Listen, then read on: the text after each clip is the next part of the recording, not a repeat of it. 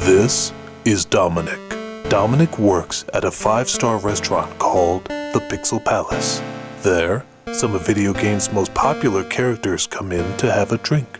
Sometimes they share stories and even secrets, for as we all know, what the bartender hears is confidential, isn't it?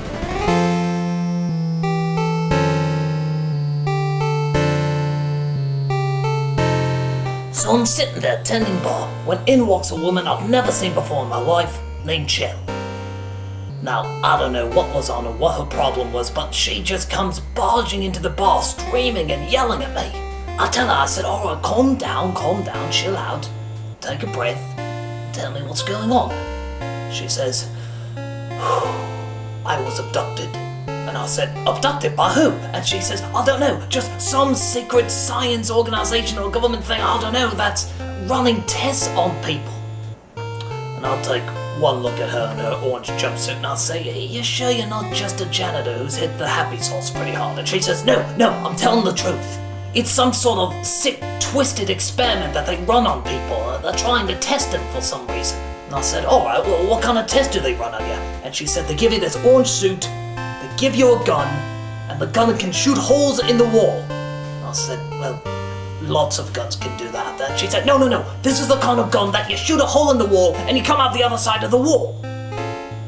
I say, you sure you haven't been hitting the happy sauce? And she says, I am dead serious. Well, of course, I'm not believing a single word that she's saying, but just for the sake of interest, I asked her to keep going.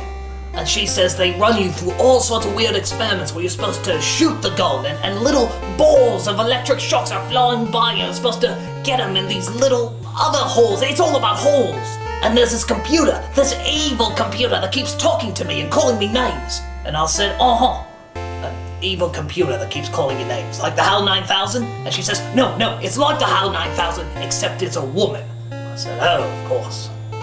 And I, of course, asked, well, why you? Why'd they pick you? She says, they tried to pick people that nobody would miss, that have absolutely no impact on society. And I said, well, okay, what'd you do for a living? She said, I was a political radio talk show host.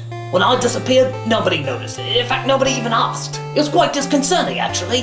And I said, well, okay, well, how'd you get out of there? And she said, well, the computer. You know, the one that's alive and has a woman's voice. I said, yeah. She said it has different parts of its personality, and it keeps these different parts of its personalities in like these giant metal testicles. And I said, you were fighting artificially intelligent metal testicles. And she said, yes! Is that so hard to believe? So I destroyed the metal testicles, she says, and I used the portal gun to get the hell out of there. And the whole lab explodes. Big explosion. And I said, then what happened? She said, well, I hightailed it to the nearest place I could find, which was here. Just tell somebody what was going on.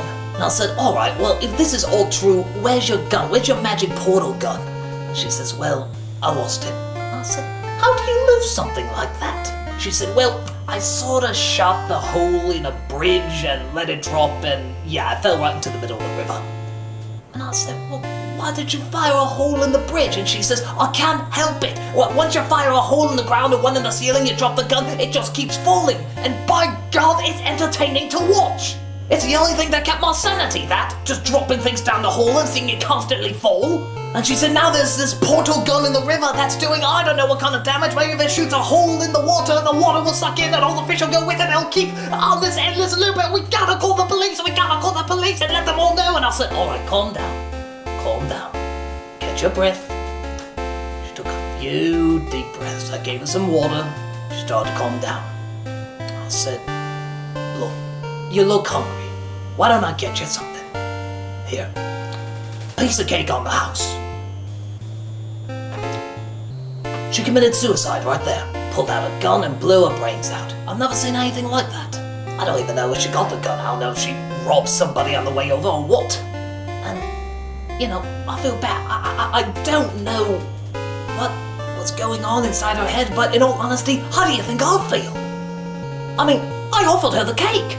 She committed suicide. I'll have to live with that for the rest of my life. I have no idea what I did. I never knew the phrase cake or death literally meant cake or death. She didn't even say anything. Didn't say a word. Well, no, actually she did. She mumbled something right before she pulled the trigger.